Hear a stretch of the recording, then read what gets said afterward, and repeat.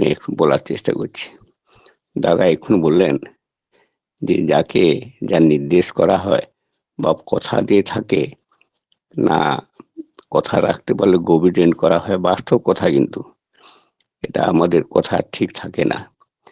তো আমরা মুখে অনেক কিছু বলি কিন্তু কাজে করি না। সেই বিষয়ে একটু বলছি। একটি গরিব মানুষ, তার একটি ছেলে এমন অভ্যাসে চরিত্রত হয়ে গেছে, সে গুড় ছাড়া কিছুই খায় না। গরিব মানুষ তো গুড় জোগাড় করতে পারে না। তাই তিনি কি করলেন না, শুনেছেন যে হযরত মুহাম্মদ নাকি যা কিছু বলে দেন সেই তার কথাটা ঠিক সকলে এক কথায় মানে। তাই তিনি তার ছেলেটিকে নিয়ে গেলেন। গিয়ে বলছেন, হুজুর আমার ছেলেটি খুব গুড় খায়, আমি গরিব মানুষ, গুড় জোগাড় করতে পারছি না, আপনি একটু দয়া করে ওকে বলে দেন যাতে করে গুড়টা না খায়। না বলছে, তুই কোথা থেকে এসে? না, আমি অনেক দূর থেকে এসেছিস। বলে আজকে পালিয়ে যা। বলে আজকে হুজুর পালিয়ে যাবো? না বলে হ্যাঁ। আজকে কিছু বলবেন না? বলেন না। তো চলে গেলেন। তা বললেন যে অমুক দিন আসবে। তার সেই মতো সেদিন গেলেন। যাওয়ার পরে সেদিনও বলছেন, বলে না আজকেও পালিয়ে যা। তো সেদিন পালিয়ে এলেন খুব মনের কষ্টে। তারপরের দিন আবার একদিন যেদিন আবার ডেকেছেন সেদিন গেলেন। সেদিন যেতে বলছে, না আজকেও চলে যা। তখন খুব ক্রুদ্ধ হয়ে এলেন এবং আবার একদিন ডেকেছিলেন। সেদিন যেদিন ডাকলেন সেদিন বললেন যে, ছেলেটির গায়ে হাত দিয়ে বললেন, মাথায় হাত দিয়ে বলছে, গুড়টা তুই খাস না বাবা, আর তোর বাবা গরিব মানুষ, জোগাড় করতে পারে না, গুড়টা খাস না। তখন সেই দিন থেকে ছেলেটা কিন্তু গুড় খাওয়া একবার বন্ধ করে দিল। তখন আর একদিন সেই গিয়েছেন, সেই ছেলেটিকে নিয়ে যান, বাবা গিয়েছে, খুব ক্রোধান্বিত ভাবে বলছেন, হুজুর আপনি শুনেছেন নাকি গরিবের প্রতি খুব দয়ালু, তো আমি অতি গরিব, তো আমরা আপনার বাড়িতে এই পর্যন্ত আমি 4 বার এলাম, তো আপনি প্রথম দিন বলে দিতে পারতেন যে ছেলেটাকে গুড় খাস না, তাহলে ও খেত না, আমার গুড়েরও অনেক সয় হতো, আর আমি খেটে খাওয়া মানুষ, এই আমাদের না খাটলে চলে না, আর সেই আমার একটু পয়সাটা আমি একটু রোজগার করতে পারতাম, আপনি কেন বললেন না? আপনি শুনেছি আপনি খুব দরদি। না বলে, আরে শোন, তুই যখন আসি না তখন আমি প্রচুর গুড় খাই, তারপর দিন আবার যখন তোকে ডাকলাম আমি গুড়টাকে ই করতে মানে একবার বাদ দিতে পারি না, তারপর দিন যখন এলি তখন একটু কমিয়েছি, এই করতে সেই দিন যখন এলি না তখন কিন্তু আমি একবারে বন্ধ করে দিয়েছি। তো আমি নিজে না করে যদি তোকে বলি আমি গুড় খাচ্ছি, অথচ ছেলেটাকে বলে দেবো তুই চলে যা, তুই গুড় খাস না, সে কি আমার কথা শুনবে? এই ঠাকুর যে একটা বলেছেন, না করে যে পেতে যায় দুঃখ তার পিঠে যায়, আমি কিছু করব না, অথচ তোর ছেলেকে আমি বলতে সে কি হবে রে বাবা? এই জন্য আমি একবার গুড়টা খাওয়া বন্ধ করে, তাই আমি একবারে তোর ছেলেকে যখন বললাম তখন সে খায় না। তো আমি নিজেকে আমাকে করতে হবে, না করলে কি কিছু হবে? না করে অপরকে বললে কি হবে? তাই আমি সেইভাবে চলতে এলাম। আর একটু ছোট না ঘটনা বলছি, যে আমরা এই যে নাম, গুরু, গুরুকরণ নাম নিই বা গুরুর কার্য করার নাম নিয়ে কি করি সেই বিষয়ে একটু বলছি। একদিন নারদ ঘুরতে ঘুরতে মর্তধামে এলেন। এসে দেখতে দেখতে একজন বয়স্ক লোকের সঙ্গে দেখা হলো। দেখা তো বলছে যে, আচ্ছা বাবা এই গ্রামটা দেখতে খুব সুন্দর, এই গ্রামের নাম কি? না বলছে এই গ্রামের নাম সত্যবাদী গ্রাম। বলে সত্যবাদী গ্রাম? বলে হ্যাঁ। বলে আর বাহ, সুন্দর নাম তো, এই সত্যবাদী গ্রামটা হলো কেন? না এই গ্রামে কেউ মিথ্যা কথা বলে না। বলে তাই নাকি? না বলে হ্যাঁ। বলে আচ্ছা, তাহলে তোমার এই যে প্রপার্টিটা, বেশ বিরাট বাড়ি, এই প্রপার্টিটার মূল্য কত? না বাবু এই প্রপার্টিটার মূল্য মাত্র 15,000 টাকা। বলে 15,000 টাকা? না বলে হ্যাঁ। তো খুব মনে মনে ক্রুদ্ধ হলেন, বেটা এদিকে বলছেন গ্রামের বড়াই করছে যে সত্যবাদী গ্রাম, অথচ নিজে মিথ্যা কথা বলছে, বলে ওখান থেকে চলে যাচ্ছেন। চলে যাওয়ার পরে আরেকটি বয়স্কর বাড়িতে গেলেন, সেখানে গিয়ে বলছেন, আচ্ছা বাবা, এই গ্রামটা দেখতে খুব সুন্দর, পরিবেশটা খুব ভালো, তো এই গ্রামের নাম কি? না, এই গ্রামের নাম সত্যবাদী গ্রাম। আর সত্যবাদী গ্রামটা কেন হলো? না, সত্যবাদী গ্রামটা এই কারণে হয়েছে যে কোনো রকম এ গ্রামে কেউ মিথ্যা কথা বলে না। বলে তাই নাকি? বলে হ্যাঁ। বলে আচ্ছা, তখন বললেন, আচ্ছা ওই যে বাড়িটা রয়েছে ওই বাড়ি কি তুমি যাবে? না, বলে হ্যাঁ, চলুন তো রাজবাড়ি, ওখানে আমি যাব। না, আচ্ছা চল। দুজনকে এক জায়গায় বসিয়ে দিয়ে বলছে, আচ্ছা বলবো, আপনারা দুইজন বয়স্ক মানুষ, আপনারা গ্রামের বড়াই করছেন যে আমার গ্রামটা সত্যবাদী গ্রাম, খুব সুন্দর গ্রাম, কিন্তু গ্রামটা দেখতে সুন্দর, পরিবেশ ভালো, কিন্তু তোমরা দুইজনই তো মিথ্যাবাদী। বলে কি করে হয়? না, বলে হ্যাঁ, এই যে বয়স্ক মানুষ তিনি বললেন এই যে প্রপার্টিটা, এই বাড়িটা কত টাকা দিয়ে তৈরি করতে তার ঠিক নেই, কত লক্ষ টাকা গিয়েছে, তো এতে উনি বলছেন মাত্র এই বাড়িটার মূল্য মাত্র 15,000 টাকা। এটা মিথ্যা কথা হলো না? তখন তিনি কাঁদতে কাঁদতে বলছেন, শুনুন, বাড়িটা শুধু এই বাড়িটা নয়, আরো আমার 3-4খানা বাড়ি রয়েছে, অনেক জমি জমা, সোনা দানা, অনেক কিছু রয়েছে, কিন্তু সেগুলো আমার কিছু নয়। আমি মাত্র ইষ্টের জন্য, ভগবানের জন্য, প্রভুর জন্য আমি 15,000 টাকা দান করেছি। সেইটুকু আমার কি জন্ম জন্মান্তরের ফল, সেইটুকু আমার কাছে জমা থাকবে, আর আমার জন্য থাকবে আগামী প্রজন্ম, কিন্তু আর কিছুই থাকবে না। নারুন তখন তাজ্জব মেনে গেলেন। বাস্তব, আমরা এই ইষ্টের জন্য যেটুকু দান করি সেটুকু কিন্তু সেইটুকু জমা থাকে। তখন যখন আমরা কোনো মন্দির থেকে বা কোনো এ থেকে নির্দেশ আছে বা ইষ্টের জন্য কিছু দানের কথা বলি, তখন আমরা দিতে যেন কুণ্ঠিত হই, ভাবি এত বারবার আসে মন্দিরের কথা বলতে, মন্দিরের দান করার জন্য বলে, এই যে কথাগুলো এই মনে মনে আমরা ভাবি, কিন্তু আমি যেটুকু দান করব সেইটুকু আমরা জন্মান্তরের হয়ে থাকবে, জমা হয়ে থাকবে। তো শুনে তো অবাক হয়ে গেলেন যে বাস্তব এইটা দান করার মধ্যে আমাদের জন্মান্তর কর্মফল কাটে। আর তারপরে বলে আচ্ছা এটা না হয় মেনে নিলাম, কিন্তু এই যে আমি সেই বয়স্ক লোককে বলছে, দ্বিতীয়বার যে বয়স্ক লোককে বলছে, আচ্ছা এটা না হয় মেনে নিলাম, আপনি যে বললেন যে আপনার বয়স এখন 15 বছর, কি করে হতে পারে? এখন তো আমার আনুমানিক তোমাকে দেখে মনে হচ্ছে যে তোমার বয়স মনে হয় কাছাকাছি 75-80-র কাছে। না, আবার ঠিক ধরেছেন, আমার এখন 80 বছর বয়স। তাহলে আপনি যে বললেন যে ওই 15 বছর বয়স, বলে শুনেন, 15 বছর বয়স হলে কি হবে? সেই বয়সের কোনো গুরুত্ব নেই, কারণ আমি যতক্ষণ না সদ্গুরু সন্নাপনের সন্নাম মনন করি, সৎসঙ্গের আশ্রয় গ্রহণ করি, তখন আমার কিছুই, আমি তাই এই মাত্র 15 বছর আমি সদ্গুরু দীক্ষা পেয়েছি, তাকে নিয়ে চলছি, এইটা আমার আসল বয়স। এতদিন আমি না বেঁচে, আমি নামমাত্র জন্মগ্রহণ করেছি, বেঁচে আছি, এই সদ্গুরুর দীক্ষাটা আমি নিয়েছি এতদিন। তা শুনে অবাক হয়ে গেলেন যে আমরা সাধারণত কি করি। আমি কালকেও গিয়েছিলাম, কালকে গিয়ে পরশুদিন গিয়েছিলাম দুটো বাড়ি, যে যাজন করার আমার একটা অভ্যাস আছে, আমি ডিপির কাছে যাই। আমি এই যে আমাকে এই আমাদের এই বসন্তের এক উৎসব হয়েছিল, পঙ্কজ দা বলে একজন ঋত্বিক দাদা খুব ভালোবাসেন, তিনি বলেছিলেন, আমি ওখানে ই করে মাত্র 3জনকে দীক্ষা দিয়েছিলাম। তিনি বলেছিলেন যে দাদা, এইটা জানুয়ারি মাস, এই জানুয়ারি মাসে আপনাকে যাজন করে দীক্ষা দিতে হবে, আপনি যে কোনো, আমাকে না ডাকেন, যে কোনো ঋত্বিক দিয়ে আপনি দীক্ষা দিবেন।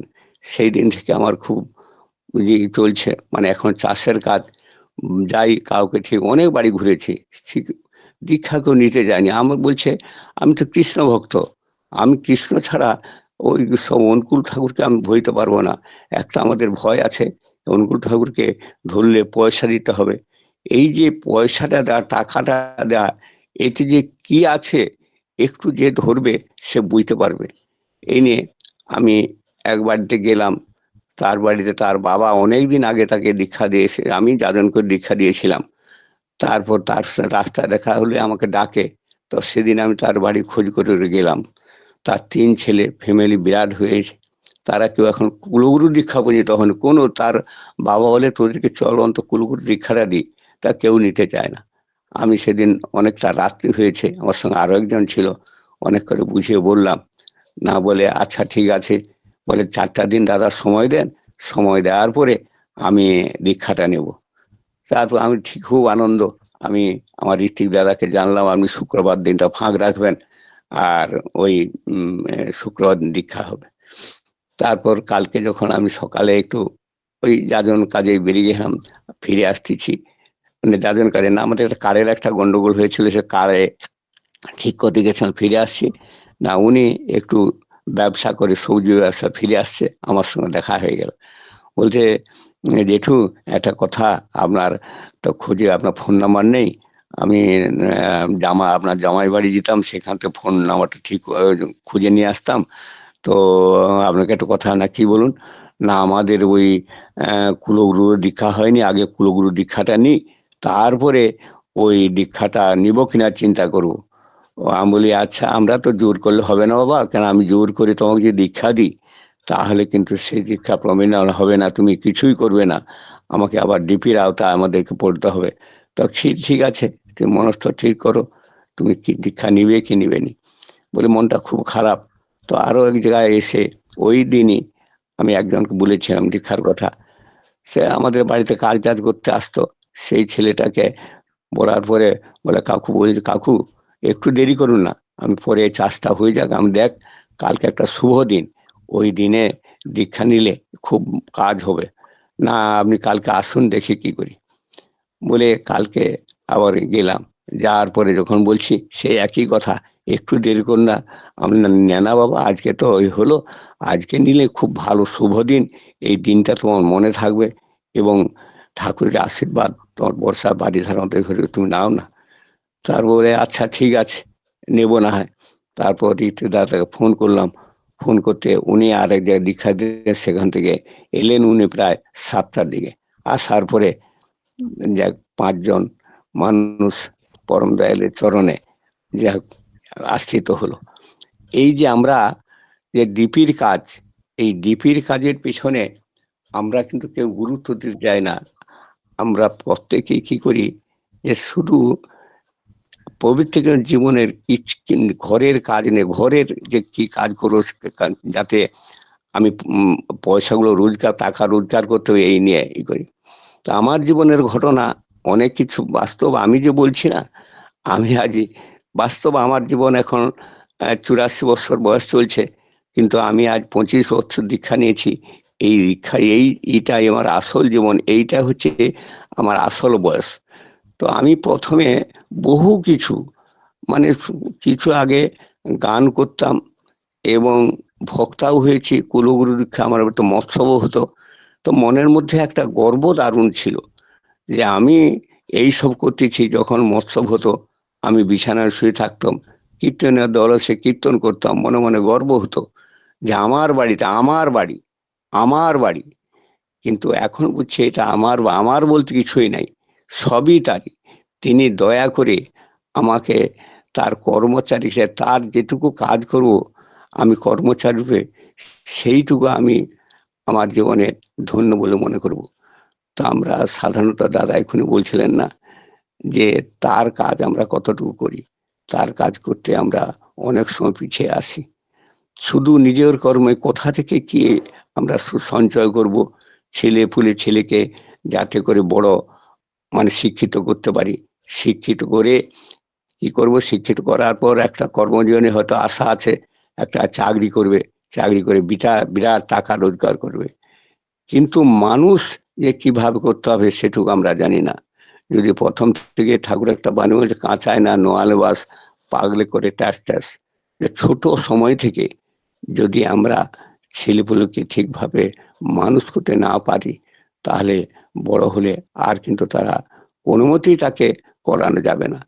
তাই আমরা যদি একনিষ্ঠভাবে ঠাকুরের কাজ করি, তাহলে কিন্তু আমরা ঠিক তার আশীর্বাদটা বর্ষার বারিধারার মতো আমার মাথায় ঝরে পড়বে।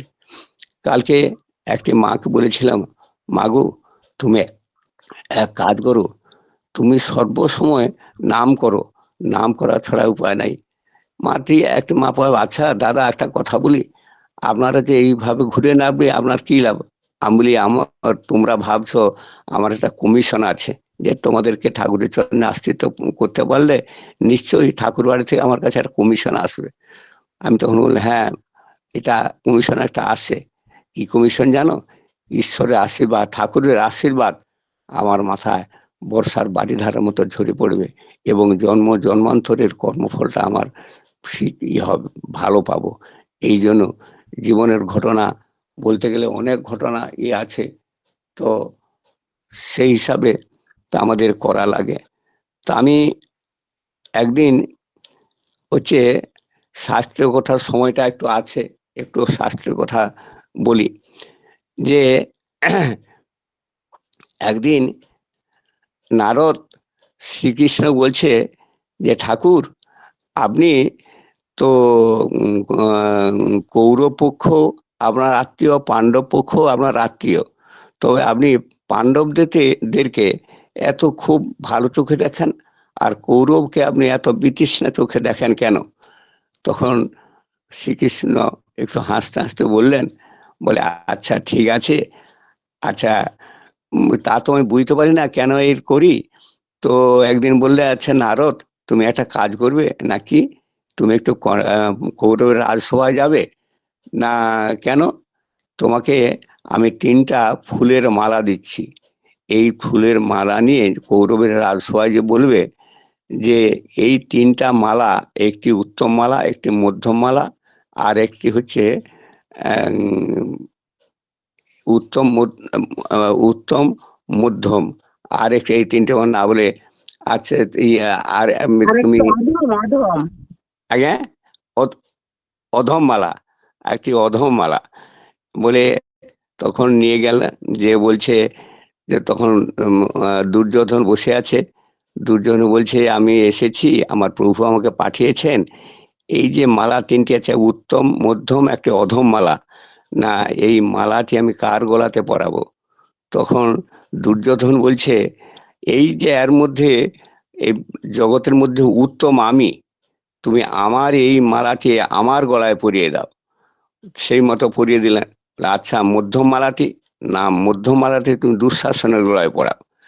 আর অধম মালাটি, না অধম মালাটি তুমি নিজে পড়ো, তুমি একটু অধম, তুমি এসেছো ওই গয়লার বেটা কেষ্টা তার কথা শুনে তুমি এখানে এসেছো, তুমি এই অধম মালাটি তুমি পড়ো। সেইভাবে পড়লেন। পড়ার পরে বললেন যে প্রভু আমার আরেকটি কথা বলেছেন, সেই কথাটা, না কি কথা? না তিনি বলেছেন এই যে ছুঁচের পেছনে যে ছিদ্র আছে না, ওই ছিদ্র দিয়ে নাকি হাতি গলে যায়। এই কথা শুনে দুর্যোধন সিংহাসন থেকে উঠে তেড়ে আসছে, এবং সকলেই মারবার জন্য তেড়ে আসছে। তখন নারদ নাম করতে করতে করতে করতে ছুটছে, বলছে প্রভু বাঁচান, প্রভু বাঁচান বলে এসে প্রভুর কাছে এলেন। তখন তিনি স্বয়ং শ্রীকৃষ্ণ বলছেন, তিষ্ঠ তিষ্ঠ। কি প্রভু, আপনি এমন জায়গায় আমাকে পাঠালেন, আমার আজকে মৃত্যু যোগ মারা যেতাম। না বলে, আমি যখন, তুমি যখন নাম করছো তোমার কোনো কিছু হবে না, ঠিক আছে দাঁড়াও। এই বলে কিছুদিন পরে বলছে, তুমি একটা কাজ করো, পাণ্ডবের রাজসভায় যাও। বল, না প্রভু আমি আর যাব না, সেদিন যা অবস্থা হয়েছিল আমি যাবো না। বলে, আরে যাও না, দেখো না কি হয়েছে, তুমি যাও, একটু সাহস করে নাম করতে করতে যাও। বলে কি করলেন, না সেই মতো 3টি মালা নিয়ে গেলেন। গিয়ে দেখে, না যুধিষ্ঠির, ভীম, অর্জুন, নকুল, সহদেব সকলে আছে, এবং আরো রাজপরিষদগণ আছে। যেতেই তখন দুর্যোধন সিংহাসন থেকে উঠে বসে বলছে, আসুন আসুন দেবর্ষি, আসুন আসুন, সিংহাসন গ্রহণ করুন বলে তার রাজ সিংহাসন তাকে ছেড়ে দিলেন, বসালেন, গিয়ে পাদ্যগ্র দিয়ে তার সেবা করছে। তখন নারদ ভাবছে, এ তো আমূল পরিবর্তন, সেখানে গেলাম বসার কথা বলেনি, অথচ আমার প্রভুর নিন্দা করছিল। এবং জিজ্ঞাসা করেছে, দুর্যোধন যুধিষ্ঠির জিজ্ঞাসা করছে, আমার প্রভু কুশলে আছেন তো? শুনে অবাক হয়ে যাচ্ছেন। তখন বলছে, প্রভু বলুন, দেবর্ষি বলুন, আপনি কেন এসেছেন, কি কারণ একটা নিশ্চয় নিয়ে এসেছেন, বলুন। না আমি এসেছি আমার প্রভু পাঠিয়েছেন। যে প্রভু পাঠিয়েছেন, সেই দয়াল পাঠিয়েছেন, কেন পাঠিয়েছেন? না পাঠিয়েছেন এই যে ৩টা মালা দেখছো না, এই ৩টা মালা, একটা উত্তম মালা, একটা মধ্যম মালা, একটা অধম মালা। এই ৩টা মালা আমি কার গলাতে পরাবো? তোমাদের এইখানে কাউকে পরাতে বলেছে। বলে তাই নাকি? না বলে হ্যাঁ। না তখন যুধিষ্ঠির কাঁদতে কাঁদতে বলছে, তুমি আমার প্রভু যখন পাঠিয়েছেন, তুমি ওই যে অধম মালাটা না, ওই অধম মালাটা তুমি আমার গলাতে পরাও। আমি একটি জগতে অধম, আমি যত জগতে যা আছে তার মধ্যে আমি একটা অধম, আমি যে প্রভুর কতটুকু সেবা করি তা জানি না, তুমি এই অধম মালাটি আমার গলাতে পরাও। তো তখন নারদ শুনে অবাক হয়ে যাচ্ছেন, সেই মতো সেই অধম মালাটি যুধিষ্ঠিরের গলায় পরালেন।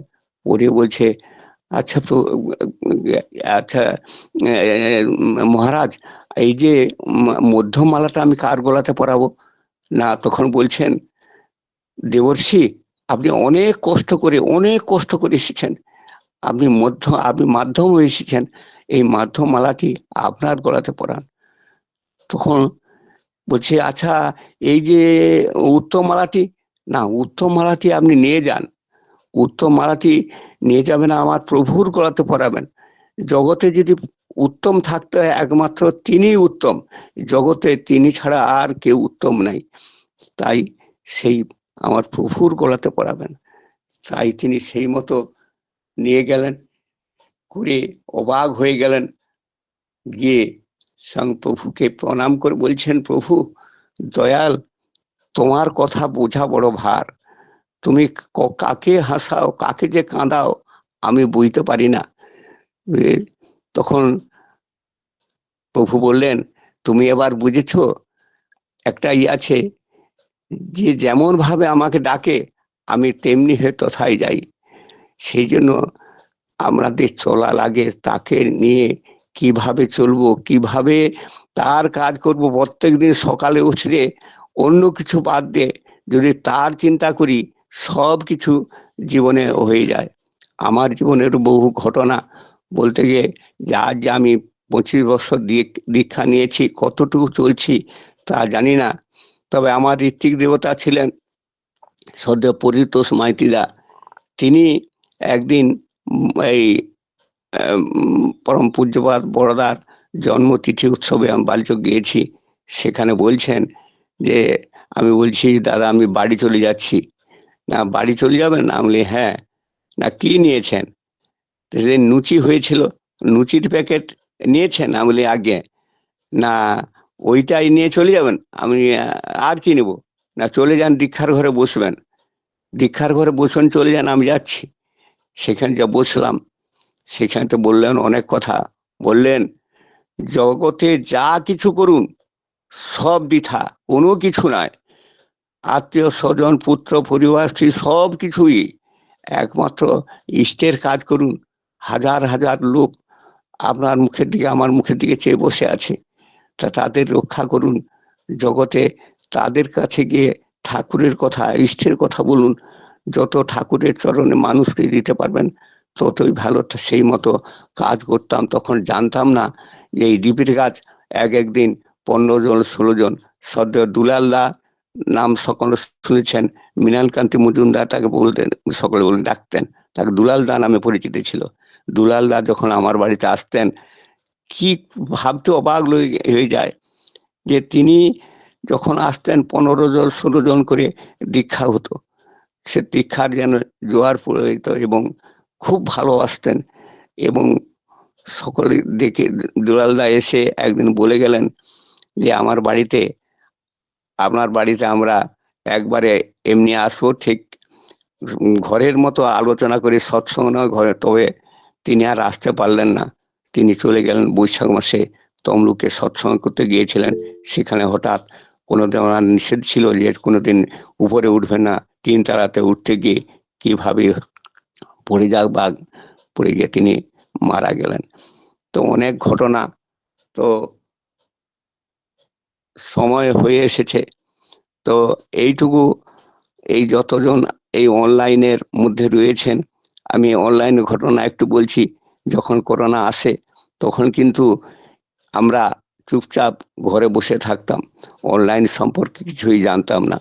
তো হঠাৎ আমার প্রণতি মা বলে আমার পাশের গ্রামের ডমরসায়, ওর সঙ্গে দেখা হয়তো বললেন যে দাদা আপনি এক কাজ অনলাইনে যুক্ত হন, অনলাইনে যুক্ত হলে দেখবেন সৎসঙ্গের, আমি মানে জীবনে সৎসঙ্গ ছাড়া যেখানে শুনতাম যে ঠাকুর যে একটা বলেছিলেন সদ্গুরু স্বর্ণপান সন্নাম মনন করো, সৎসঙ্গে আশ্রয় গ্রহণ করো, তোমাকে তো উন্নতির জন্য ভাবতে হয় না। যেখানে সৎসঙ্গে আমি দীক্ষা নেওয়ার পরে যতই কাজ থাকুক যেখানে সৎসঙ্গে ছুটে যেতাম। তাই ওনার কাছে বলেছিলাম মাগো আমি এখন সৎসঙ্গে যেতে পারছি না।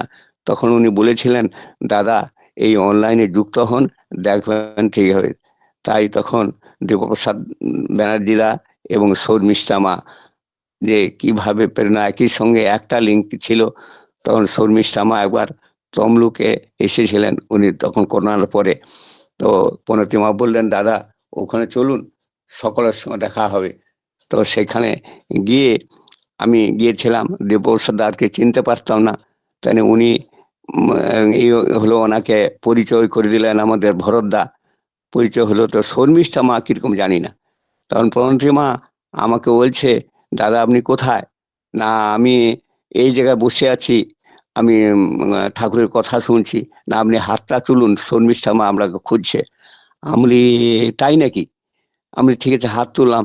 হাত তোলার পরে দেখি না যে শর্মিষ্ঠা মা এসে জয়গুরু মানে আমার একবারে কাছেই দাঁড়িয়ে আছেন। সে জানি না প্রভুর কি যে অশেষ দয়া, যে তার কারু প্রতি যদি একটু টান থাকে তিনি যেন এসে সামনেই দেবী রূপে দর্শন দিয়ে দাঁড়িয়ে থাকেন। এক জয়গুরু কথার মধ্যে আমার শিক্ষাগত যোগ্যতা কম, অনেক এলোমেলো কথা বলে ফেললাম। যদি কথার মধ্যে ভুল থাকে আমাকে একটু ক্ষমা করবেন। আহ, অনেক কথা বলতে যাই হোক কথা বলি আর কি। তিনি যা বলেন তাই বলি, হয়তো তিনি ভুল বলেন আর ভালো বলেন বলালেন, সকলের ত্রুটি মার্জনা করবেন। জয়গুরু, সকল ভালো থাকুন। এই অনলাইনে যতজন রয়েছে তাদের শান্তি স্বস্তি দীর্ঘ আয়ু কামনা করে আমি আমার অগুছানো বক্তব্য শেষ করলাম। জয়গুরু, ভালো থাকুন সকলে। জয়গুরু, জয়গুরু, জয়গুরু।